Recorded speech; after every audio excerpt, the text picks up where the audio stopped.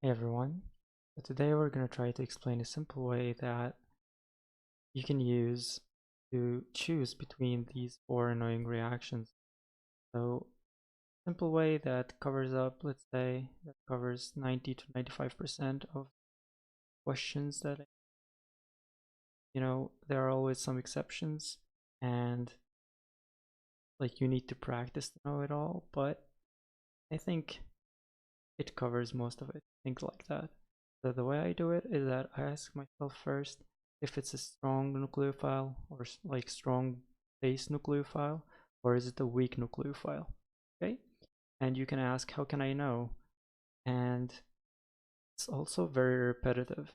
So usually if it's a strong base, it's gonna be either OH minus, and you can also see OH minus like with a metal. So if you see OH with a metal, it's hydroxide because the metal is positive. OH is minus. But if you see the OH with like non-metal, like an alcohol, it's not a strong base. Okay, so it has to be with a metal to be a strong base. It could be potassium hydroxide like that. It's also a strong base. So the hydroxide is the first example. Second example is like the alcohol without the hydrogen, like ethoxide, methoxide, like OR minus or RO minus, strong base, and H2 minus is a strong base usually. Strong bases are negatively charged. Okay, so these are strong bases and strong nucleophiles. What about strong bases? What about, strong nucleophiles but weak bases? So if it's a strong nucleophile but a weak base, like these examples, they prefer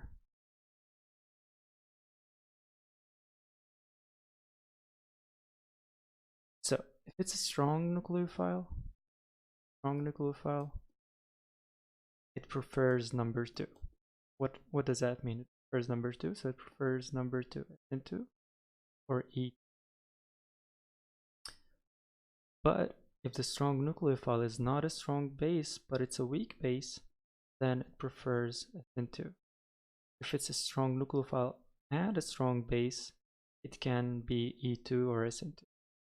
Okay? So how can you choose between E2 and SN2 if it's a strong base and a strong nucleophile? So you have to look at the, like let's say you have this alkyl halide, because we know that these four reactions happen alkyl halides. So you have to look at the carbon that is attached to the halogen. And you have to look if it's primary, secondary, tertiary, or a methyl. And SN2 prefers a methyl the most, then primary can happen with secondary, but much less because of steric hindrance. And E2, it can happen to every type of carbon. Okay, so you just look at the type of carbon, like if it's tertiary or secondary, it's gonna prefer E2 more because of steric hindrance. Okay, like let's look at this example here. You look at this carbon, you see it's tertiary, it's connected to 3 carbons, and we have a strong base. So first we have a strong base, which is number 2, so it's SN2 or E2, but because it's tertiary and SN2 doesn't happen with tertiary, it's gonna be E2. And we have heat. So heat, another thing that prefers eliminations. It's with heat, and it's gonna prefer elimination, E1 or E2. Okay, what if it's a weak nucleophile? So usually weak nucleophiles, they're also very repetitive, either water or an alcohol. And how can you choose between E1 and SN1? First, we said that heat prefers elimination. And if you see a weak nucleophile like water and alcohol, it's going to prefer number 1, E1 or SN1. So the question is, how can you tell if it's E1 or SN1? So they both prefer tertiary. If you look at the mechanism, there's a carbocation in the intermediate, and it's more stable if it's tertiary than secondary. So it happens with tertiary or secondary, because primary carbocations are not stable.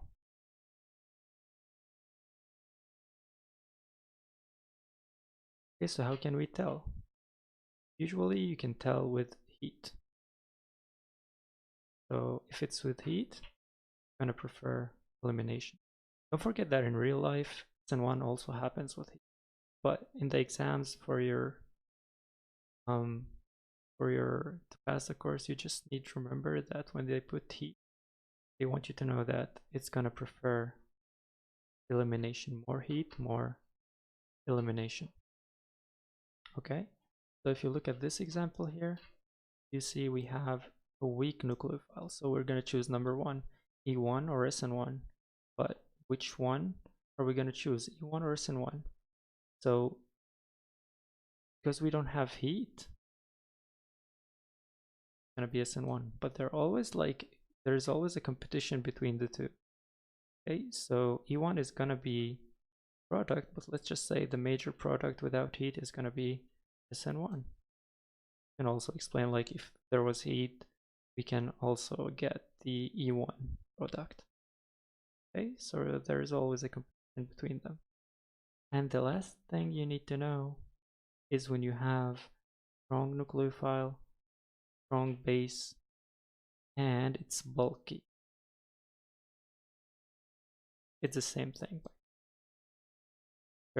oxide, and it's usually very repetitive. Well, if you see it, let's just say again 90 to 95%, it's going to be E2, because as we said, the SN2, it hates steric hindrance. So if you see tertiary oxide, it's going to prefer the E2. So usually it's tertiary oxide with heat, and it's going to prefer the E2. So that's how you decide which one to choose. Let's do some examples.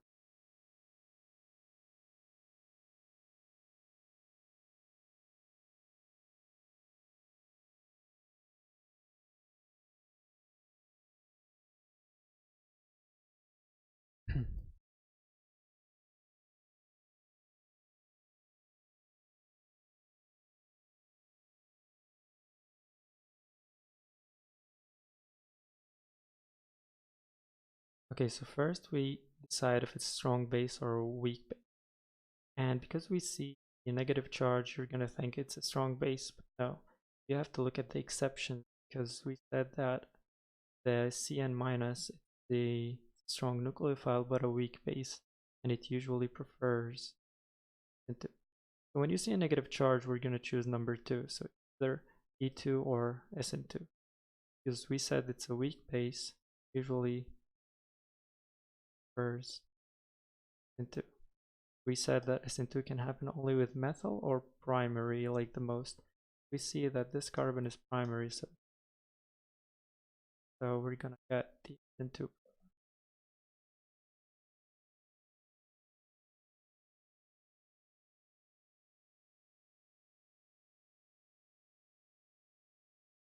So we have this example.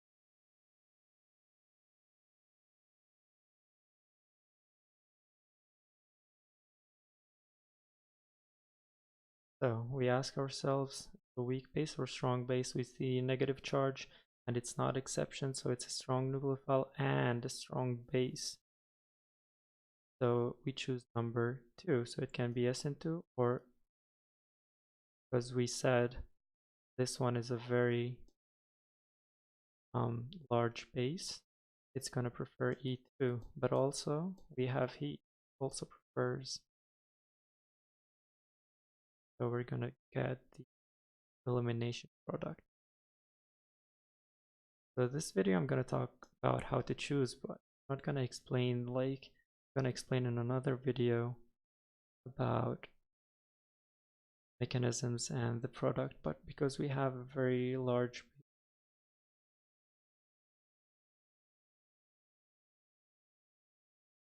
also we get the Hoffman product, not the Zaitsev product. Do two more.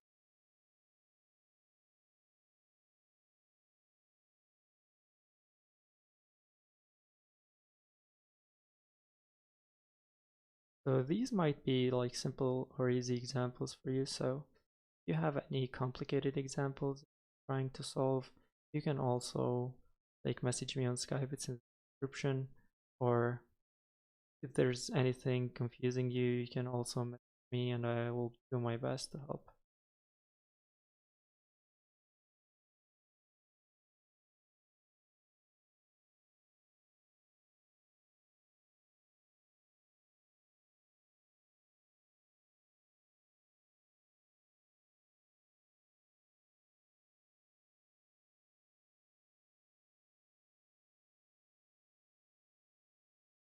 We said we're not gonna talk about the mechanisms, but still.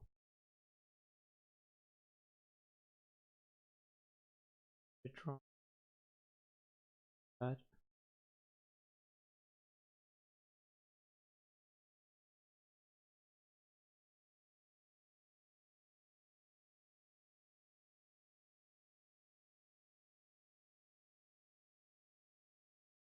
Okay.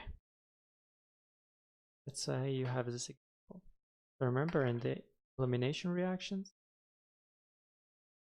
you take, like this is your carbon that is attached to the halogen, and it's secondary. So if it's an elimination reaction, because you see heat, so the first thing, heat with a strong base. The strong base we choose number 2, so it's E2 or SN2. Because we have heat, you're gonna think it's. And remember, in elimination, we take a hydrogen from the carbon that is next, or carbon that is attached to the halogen. And remember here, you don't have any hydrogen. It has to be double bond, has to be here. If I need to. Remember, this group coming to your side, hydrogen inside, going inside. And a very important rule today, that the hydrogen that is taken away by the base, it has to be pure halogen. And as we can tell here, they are the same. So any reaction can't happen. So even the only, like I would choose, like if I had this reaction, choose this in, because it's secondary, not gonna be very good, but still an E2 reaction can't happen. So remember, secondary it can happen with SN2, but it prefers methyl and prime. So even though here we have a secondary and a strong base, I would choose SN2.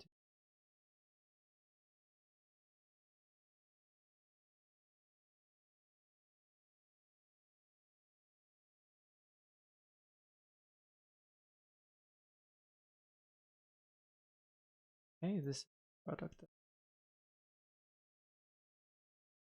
This product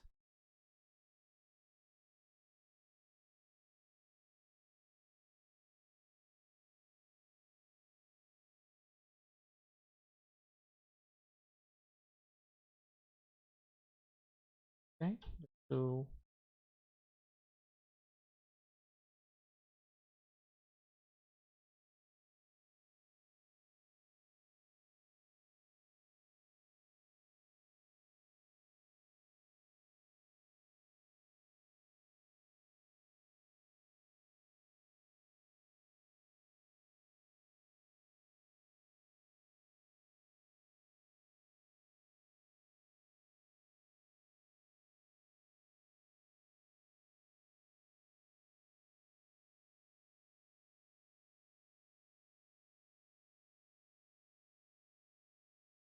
So here, see a negative charge. So you just say it's going to be a strong nucleophile or strong base. So it's going to be number 2 for SN2. But because we said this is an exception, so it's a weak base but a strong nucleophile, it's going to be for SN2.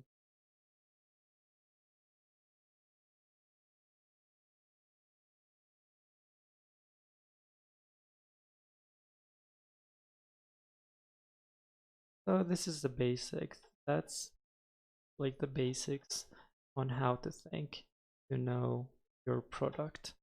So again, if you have any questions, feel free to ask me, and I wish you good luck. I hope this video helped you.